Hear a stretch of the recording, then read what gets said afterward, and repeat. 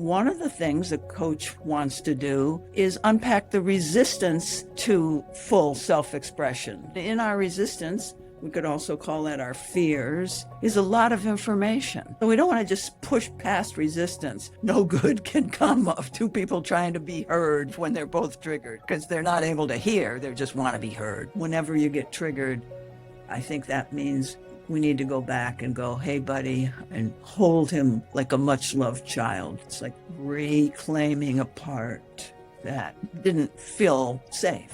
But now it is safe to feel vulnerable. Welcome, everyone, to the True You podcast. I'm especially happy to welcome Susan Campbell as a guest today. And of course, Bill Tierney is with me as usual, and Martin Kettlehut, executive coach and author. And I think it's good when everybody can hear everybody's voices before we get started. So at least say something by way of hello so that the audience hears all our voices. You want to start, Susan? Hi, I'm Susan, and hi, Martin. Hi, Bill. We're just beginning to get to know each other here. That's right. Yeah, and I'm Bill Tierney, co-host of the True You podcast, and delighted to have you here, Susan. Yes, it's a big honor. So let me start out by introducing Susan. She's a psychologist. Susan Campbell has worked as a corporate trainer and relationship coach for 60 years now. Just imagine. A former professor at the University of Massachusetts and frequent guest lecturer at Harvard, Stanford, and UCLA. She's author of 12 books on the topic of relationships and human communication, including her groundbreaking book, The Couple's Journey, Intimacy as a Path to Wholeness, published in 1980, the first popular book that introduced mainstream audiences to the idea of relationship as a spiritual journey. She's been featured on such national TV shows as CNN's Newsnight, Good Morning America, and the Dr. Dean Edel Show.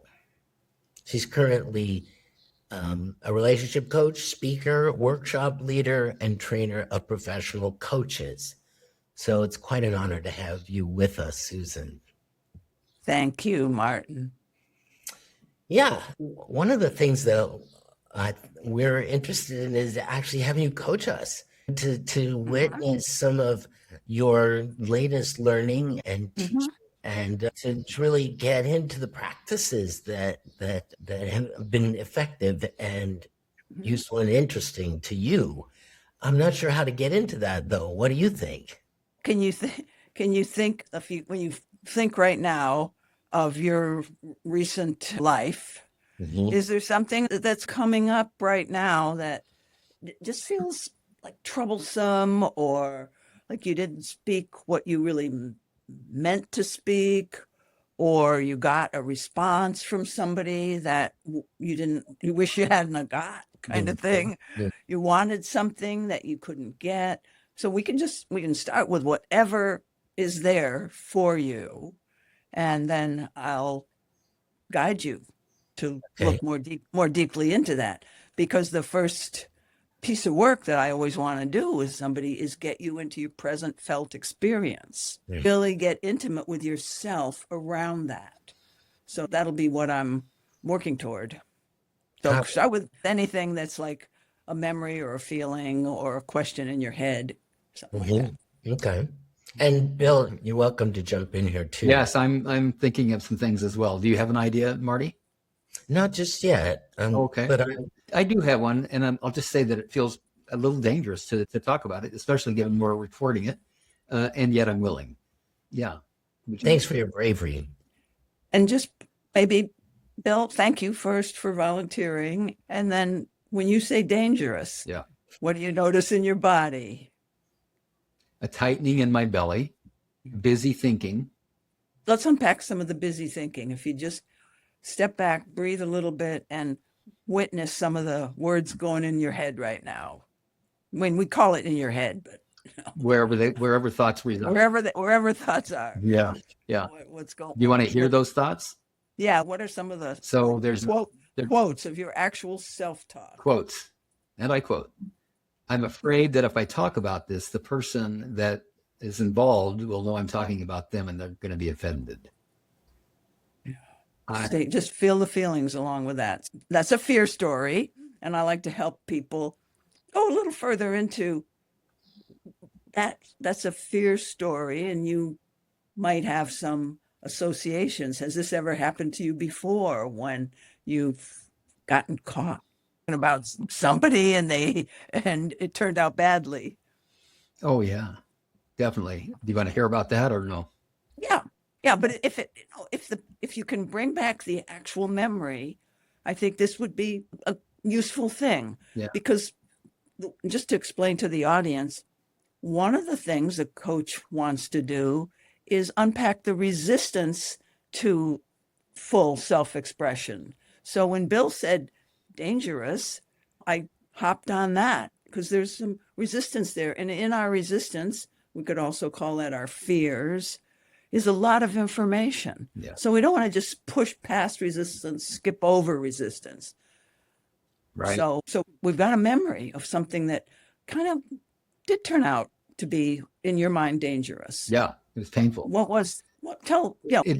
Narrate that. It goes back a ways. I'm a veteran of marriage. I'm in my third marriage now. So in my second marriage, my wife was concerned about what others knew about us, about our financial situation, about our intimacy, our decision making, certainly our troubles. And in the company of others and in front of her, I mentioned something about our financial situation. We were having a home built. And I was completely unaware that she was alarmed by that triggered her. And after the people that we were entertaining left the house, she lit into me and she was furious that I had given away information about our financial situation. And I felt completely, what's the word? I didn't expect it. And I was surprised and shocked and felt misunderstood. And I felt angry and yet didn't dare let myself express that anger. So let's go back to that memory if you can right now, but let's create a little bit more of a safe container inside of you, particularly for going back and experiencing that a little more fully. We could say, in a way, that's a mini trauma or shock to your system that may need a little more movement of the energy that could be stuck there, because you're still cautious about, if I disclose this, what might happen. Yeah. So, your wife your second wife there, she lights into you and accuses you of some things. And just first, let's breathe so that we can make, like I was starting to say, a safe container. Yeah. So you can feel your body as your kind of internal self-support, feel your weight being supported by the chair, feel your breathing is something that is generally can be calming. So we're not trying to get you more agitated necessarily, but you're calm enough to bring back some of that anger and that shock that you felt. And that, I think you said something like feeling misunderstood. Yeah. So you're letting some of those feelings come back, and we're just wanting you to re-experience the pain and the shock, and tell me a little bit more about what's happening now for you. Well, with your guidance, I feel really calm and peaceful. Yeah. Right. And I mean, I feel very comfortable sharing as much as you'd like to know about it. Okay. So in a way, that's nice to know, because you're pretty much in the witness mode let's witness this younger married guy, wife's just verbally criticized or something like that. And so we're gonna take the approach of the witness and just see if you can feel something toward him, like empathy or simpatico or. Well, yeah, certainly lots of compassion. Given that I was him, I remember what kind of pressure I was under and how confusing life was at that time. Yeah, Uh-huh. I feel a lot of compassion toward him. Good, good.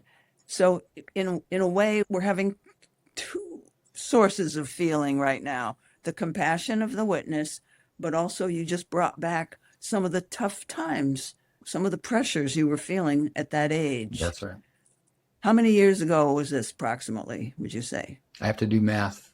30, let's just call it 30. Yeah, a lot younger, Yeah. a lot less life experience. Yeah. So Mhm. feeling the pressure. So you're feeling partly that 30-year-old guy. I'll Yeah, make up let's call it a 35. number 35. just to give people something to visualize. Yeah. And also it helps you visualize yourself at a different age. So, Mhm. he was going through stuff. And can you sense into the stress of his existence? Mhm. And at the same time, you're feeling something toward him, empathy, compassion. Yeah. Yeah. Yeah. Mostly I'm feeling that empathy and compassion. I'm not feeling much of the stress that he experienced, but I can Uh-huh. remember back into it. Yeah. It might be good to just let yourself feel a little bit if you can, not much of the stress, because it was long ago and you Mhm. really are pretty centered in your body now Mhm. and so Yeah. forth. So we're not trying to get a catharsis of any Yeah. sort. Yeah. What we do want to do, though, is move some of that energy.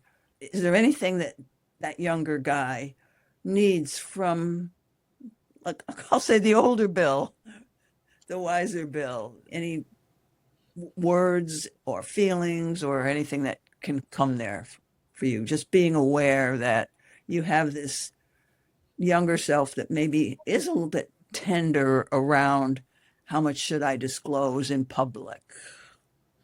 So let's bring that theme back. So what would you do for him to help him with that feeling of danger, Mhm. possible danger?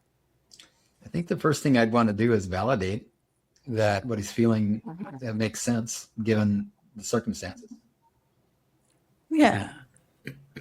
So imagine yourself saying that to him. You can do it out loud or just silently, whatever works. Yeah. And by the way, I'm a little self-conscious that I have my eyes closed, but I'm going to keep them closed. No, I think it's good. I think it's good. It helps you stay connected to yourself. Most people would need that. Yeah.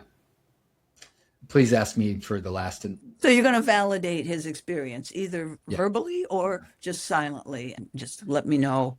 Yeah, that was, I would say something along the, yeah, that was a big surprise, wasn't it? A big ambush.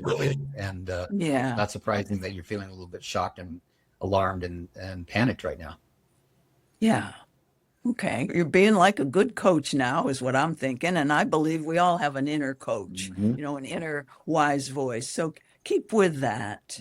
Anything else after validating younger Bill's experience? Anything else he might need Something from that he you? didn't know that I know now that I could offer him would be to Uh-huh. know that his amygdala has gotten triggered. He's into fight, flight, or freeze, and that panic feeling that he's having, he's not going to be able to think his way through it. He's going to have to come back into the present moment and back into his body again and help himself relax.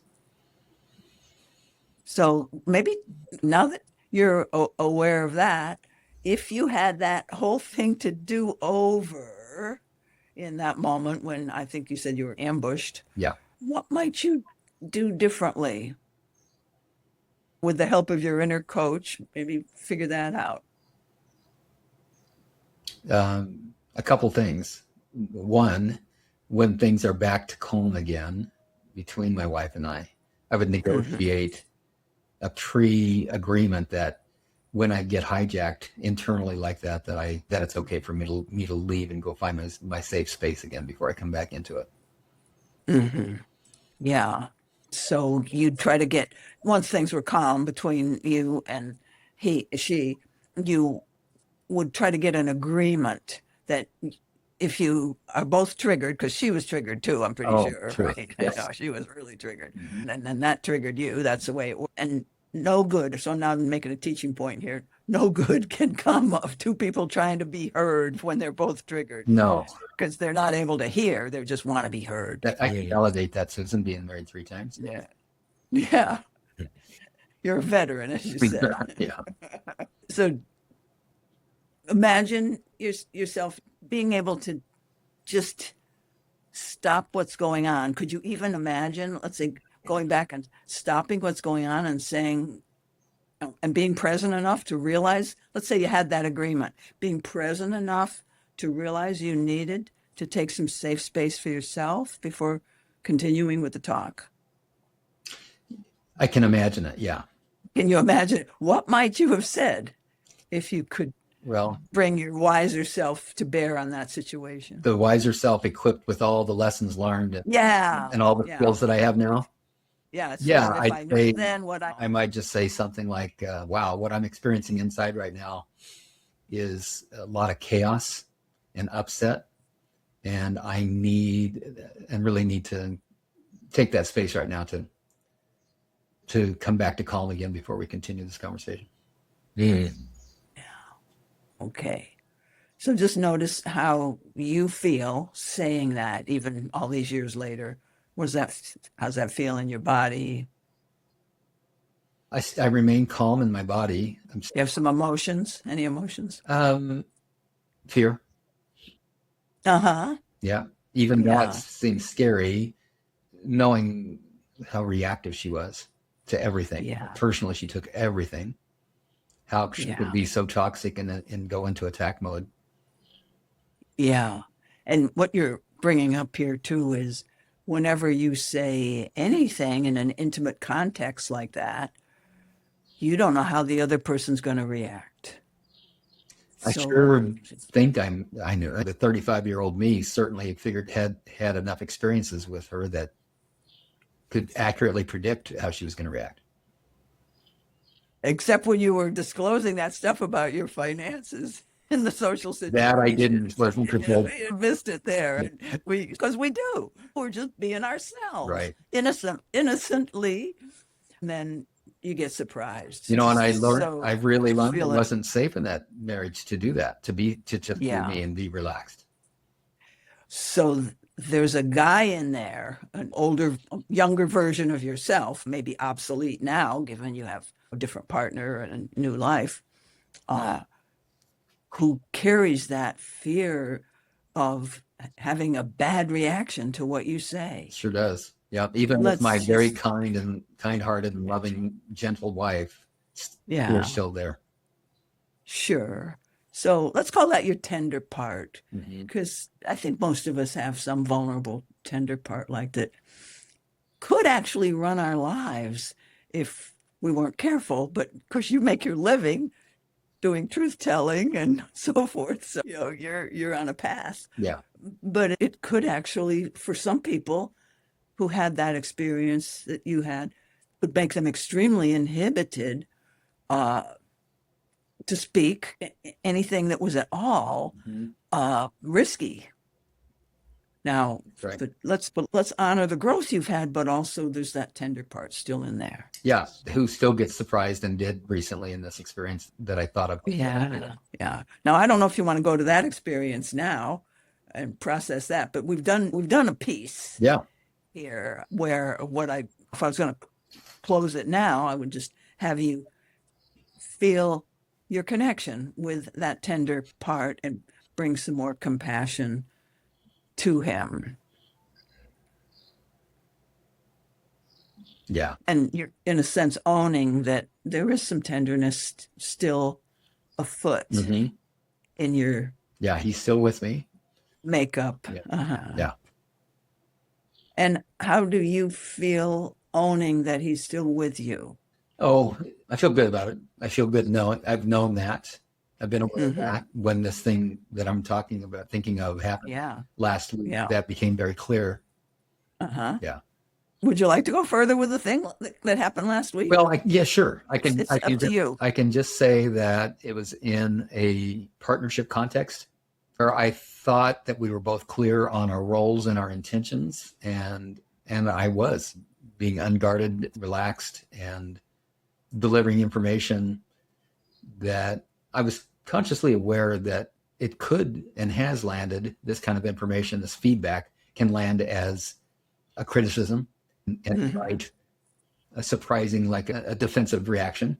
But for whatever reason, I didn't expect it. And that's exactly what happened. There was a defensive reaction. And so my withdrawal, my avoidance kicked in. I survived it with a facade, and within moments of the activation got out of it, but then got out of the current situation. But then it took me at least 36 hours to really work all the way back until I felt relaxed and comfortable of being around anybody else again. Yeah. So in a sense, we could say, once again, now this person wasn't aggressive, they were defensive, Right. but it was still an unwanted surprise. That- A lot of our communication results in unwanted surprises that we're not prepared for. Yeah. And so your nervous system is still got some energy around that one. You tried to give this person feedback, right? Yeah. What are you going to say? I'm just thinking of the 30-year anniversary in Getting Real, chapter 3. Freedom. Oh, word. yeah, I remember that one. Yeah, where the man is stumbling over his words. He's nervous at the dinner. You wrote about this, and he refers to the 30-year war. Someone makes a joke out of it. He never gets to finish what he's going to say. His wife is hurt, and she stands up courageously and says, "This isn't okay. I'm not going to let this pass." Yeah, that was a great moment there. It was. Yeah. Anyhow, I'm thinking of that right now because he was, I've got myself in his shoes. Like he had all these positive intentions. He thought things were cool. He was nervous about it, but he's only nervous because of the awkwardness of delivering this kind of intimate message to his wife in front of an audience. It's the way I read the story. And he's surprised when it just all falls apart and now she's mad at him. I'm really relating to that. Yeah. It's a similar situation. And those kind of things happen all the time. Yeah. And even more so in marriage, business partners, that kind of thing. I call those the obligatory relationships in life, the ones that you have to make work. Yeah. Till you end them in some way. But so this was a business partner, this last incident that you happened a week ago? It's a volunteer position, but I would say it's in a businessy. Yeah. So it wasn't your life partner. I would also consider them to be a friend. Yeah. A good friend, in fact. Yeah. So you got triggered, did you, when you got that defensive response? Oh, yes. So let's go back to what that felt like. Okay. So I won't make you go into the, exactly. I'm really trusting you, and I'm really what he said, because ordinarily I would ask you, what did you hear, and then what did you feel? Yeah. And then what did your mind do with that? Mm-hmm. So let's see what you do with that direction. Start with what your physical or emotional reaction. Yeah. The first thing that happened when I was triggered, when I noticed the defensiveness, was that I felt fear. Did you know you were triggered then when you felt the fear? Yeah. You actually could be aware now. See, so you've had more life experience with this stuff. So you can actually at some level say, oh, I'm triggered. Yeah, I was aware of that. I wouldn't say, let me just give a percentage. I'd say that I was probably 30% focused on, oh, I'm scared, and 70% focused on, oh, they're mad. Would you like to elevate your leadership? Be sure to pick up my new book, Leadership as Relation, to explore leading by empowering others. Now back to the episode. Okay. And just notice how you feel saying that as you bring yourself back to the memory. That's got a little power to it, doesn't it? It sure does. Yeah. They're mad at me. Yeah. And they're mad at me. And that's when it felt immediately dangerous. It felt very dangerous immediately. Yeah. So what's that like in your body at the time then? Go back to that memory. Tightening. Most of me wanted to just, it was over Zoom. Most of me wanted to just end the conversation and run away. Yeah. So let's feel into that part. That, once again, we'll call that your tender part. The part that didn't want to endure what was coming at you. There's some pain there. We each have our own version of emotional pain, but wanting to get out of there. Yeah. So that was that sort of an impulse to get out of there. Yeah. and to end it. Mm-hmm. Yeah. Get So some feel what that was like. Yeah. withdraw, get some distance, get safe again. So as you witness that part, can you feel some tenderness toward this week ago Bill? No, that was rough. Yeah. But that's that part of me again. That does get hurt when somebody's upset with you. Is there any self-talk about that? Are you asking me if I'm making it? Like, yeah, like you making up any stories like, Yeah. either I'm not safe, or I better get out of here, or I did something wrong. Just Yeah, it's like along the lines of in the leadership position that I am in that relationship. Why wasn't I able to stay calm? Why wasn't I able to stay in what IFS would call self-energy and just be even about it and recognize that they were having a problem? And why couldn't I be support to them like I am with my clients and in my groups? And what was different about that? And so it strikes me as curious, but also there's an edge. There's a bit of edge of self-criticism too. A little critical edge, but also curiosity. Yeah. As you notice that, maybe there is an edge of self-criticism. Any feelings about that? Oh, sure. Disappointments, still fear, some anger.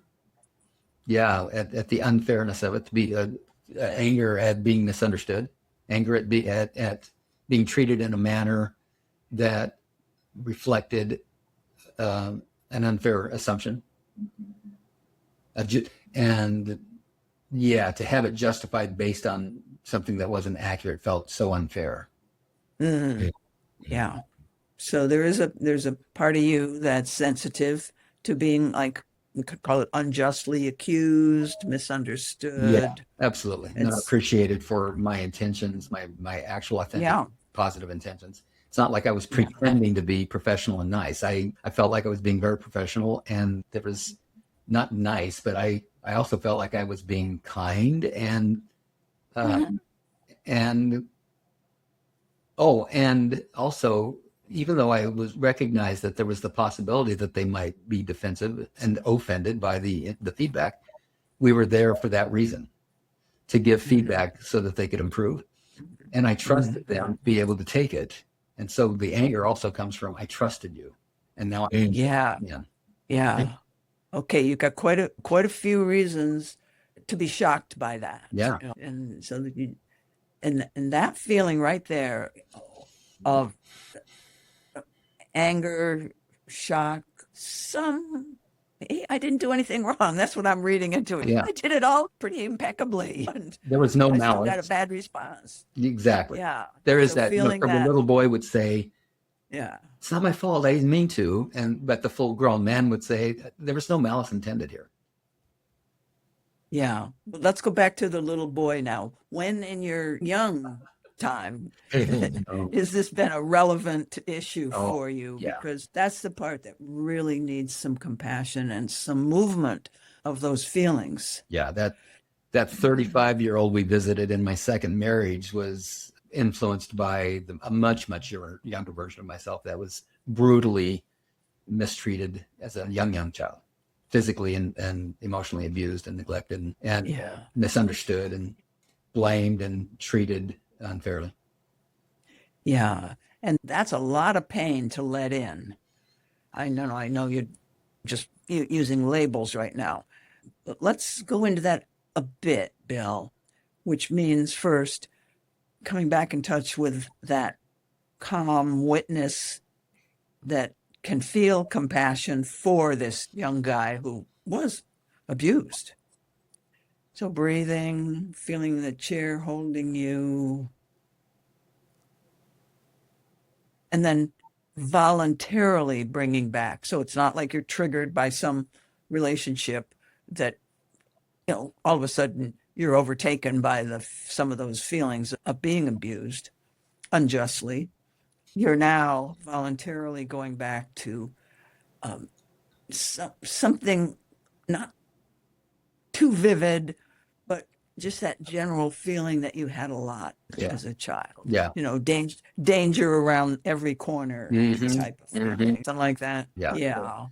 Vacillation between forgetting that I needed to be careful and then having it really confirmed in a painful way that I couldn't afford to be just spontaneous. You had to be careful and not spontaneous. That's right. Yeah. So this guy, so if you can just feel some of those feelings voluntarily, this helps you expand your capacity to feel emotional pain, which is just part of life, but it was too much too soon. That's what you got. That's right. That was not anything you wanted to feel or ought to have to feel as a youngster. And so you probably had some defenses up. Kids do, which is functional. That's right. And but that kid is still alive in you. And whenever you get triggered, I think that means we need to go back and go, hey, buddy, and hold him like a much loved child that is yours.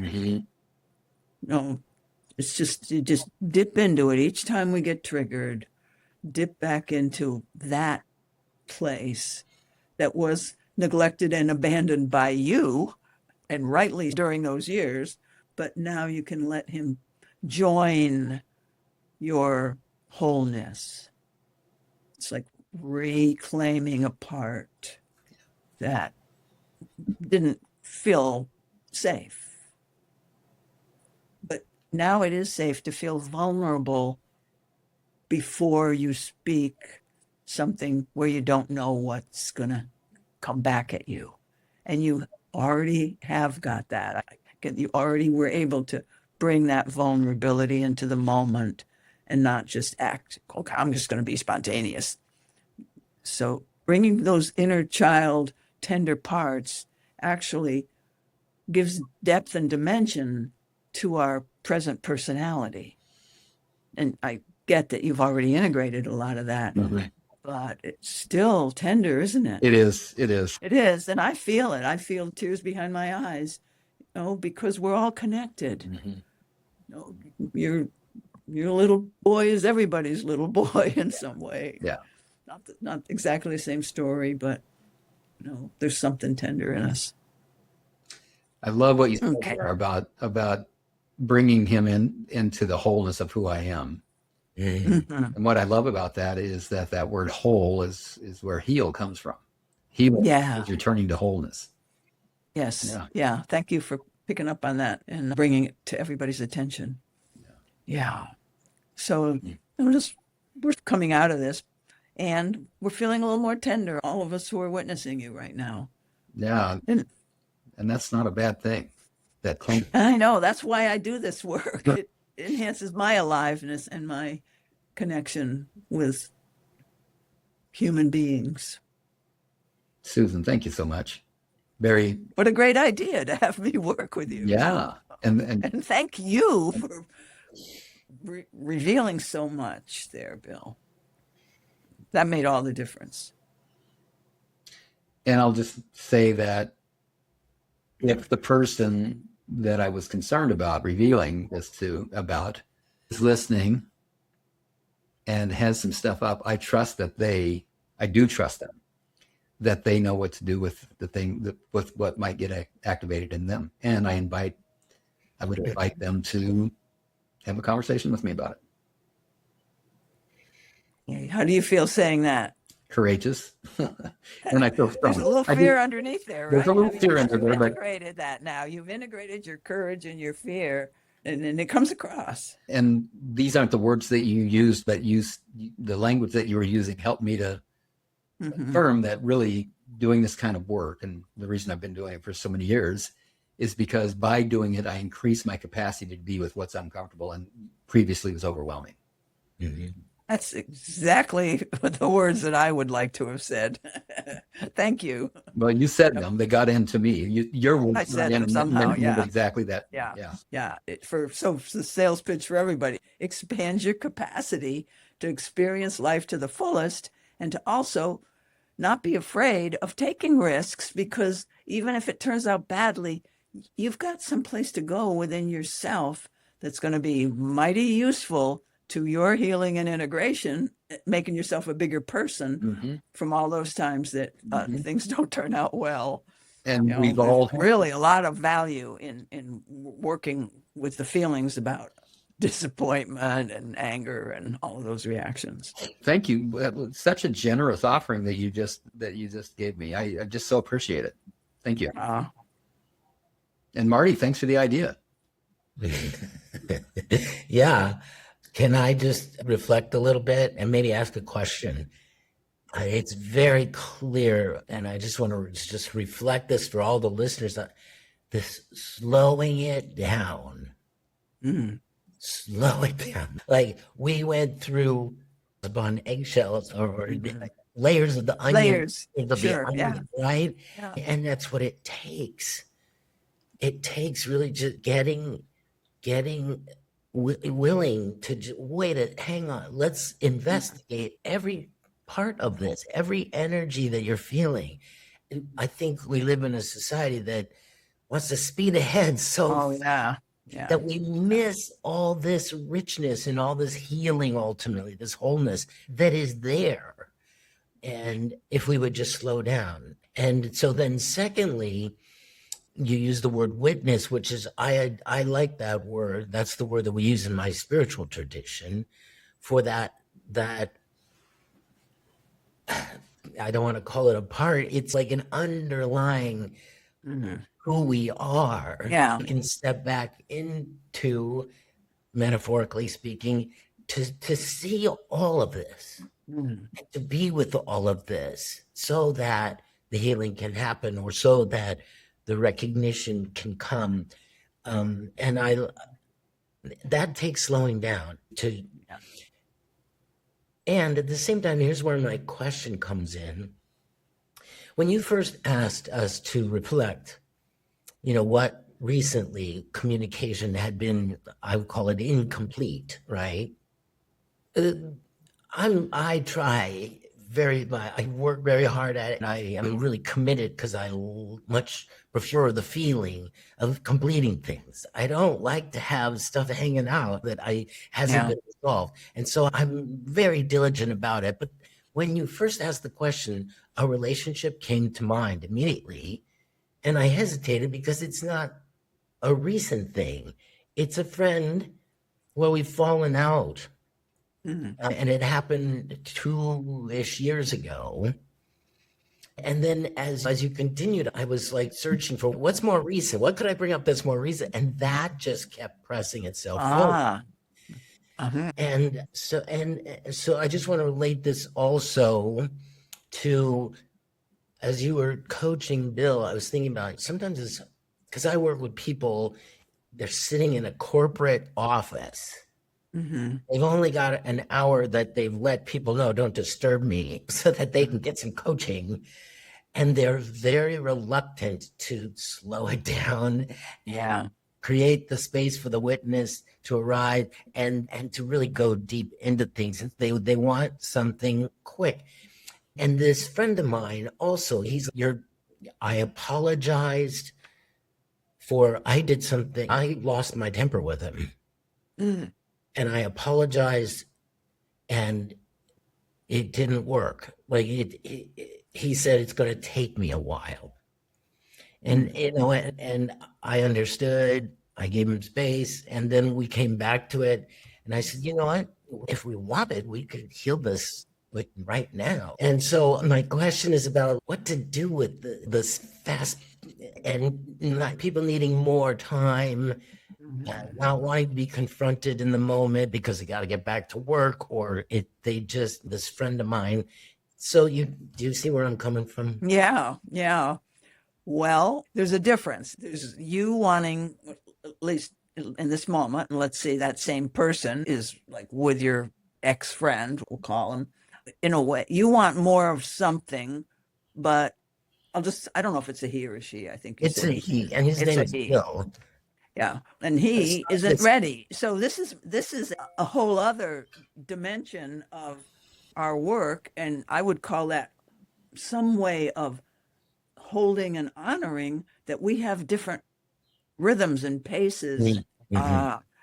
And that's going to bring up something in you of, I want to get this finished. So in a way, you want to slow things down, but you want it to get finished too.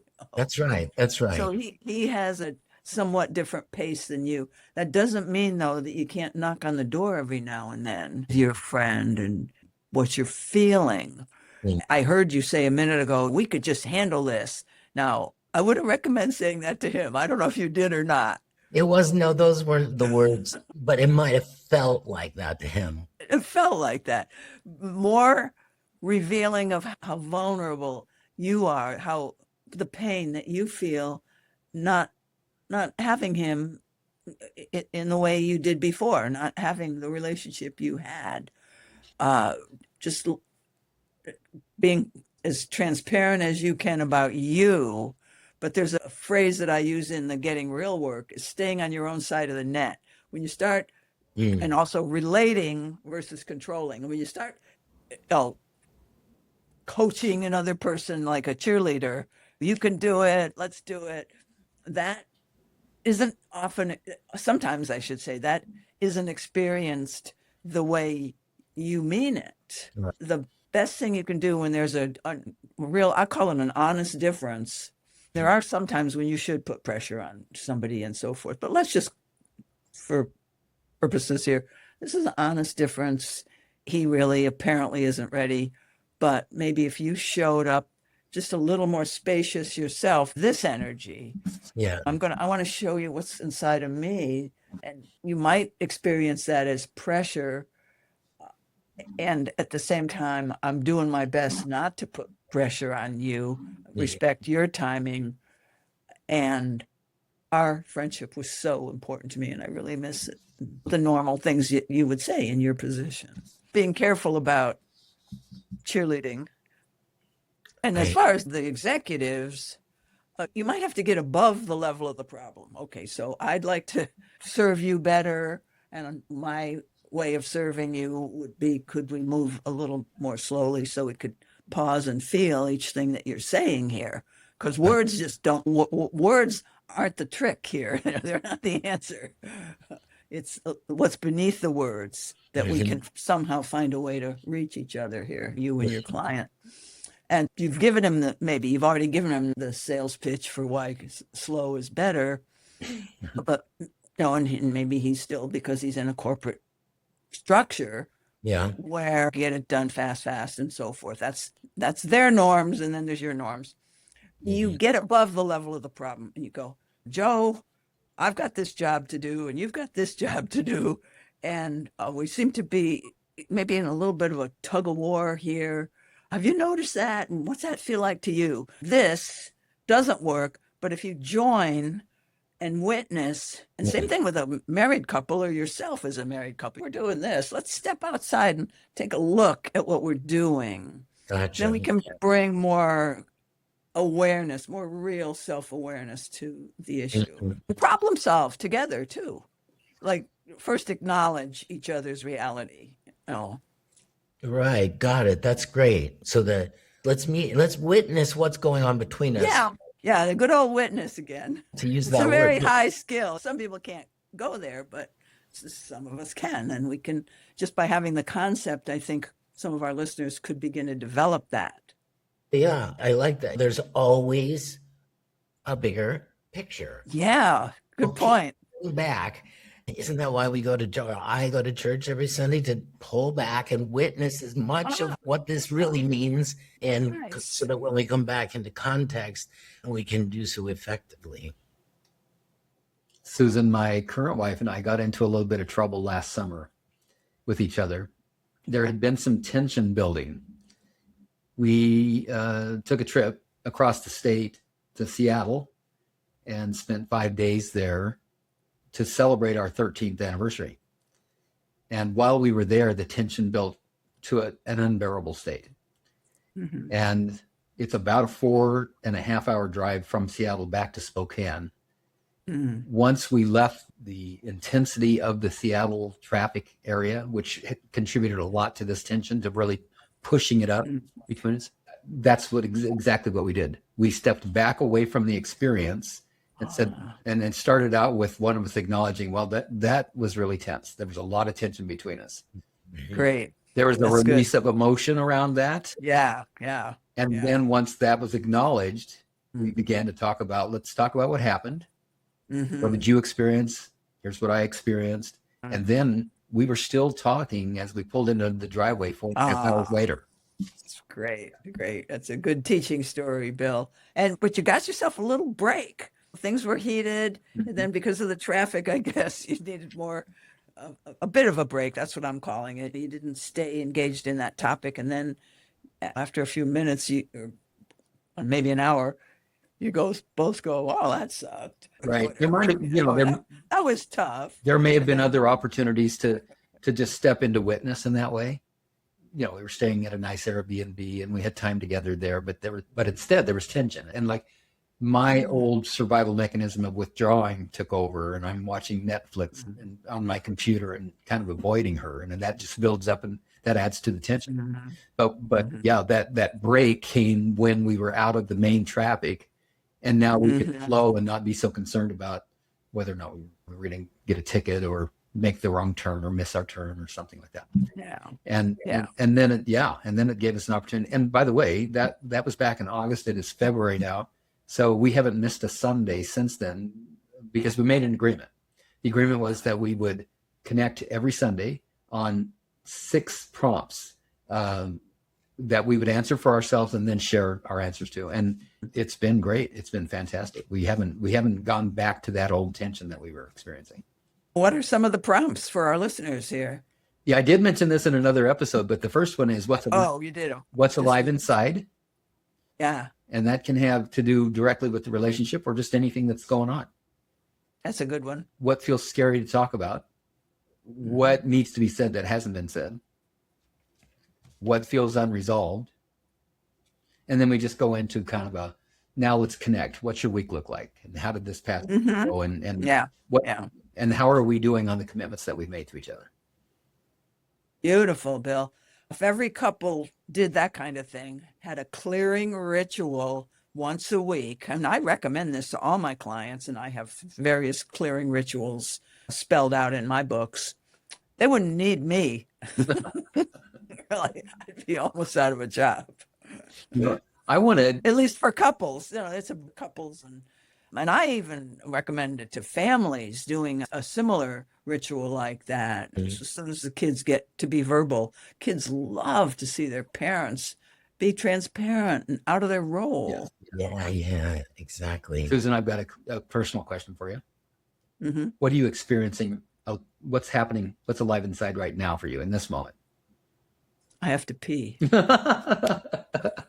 When that happens, that takes over your foreground. I'm holding it. Are you okay? So we'll wrap up. There's a little humor about that, about my saying that. And that is, I was sitting here going, okay, I'm doing good here. You're doing good, Susan, because I'm still able to multitask.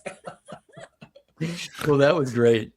What I expected you to say was something that reflected the energy that I think I'm picking up from you, which is a lot of vigor, a lot of aliveness, high energy.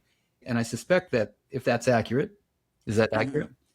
Yeah. I feel like underneath the noise of the pee-pee thing, I feel joy. I feel joy. Yeah. In each moment, pretty much. I'm just grateful to be alive. Would you tell our listener how old you are?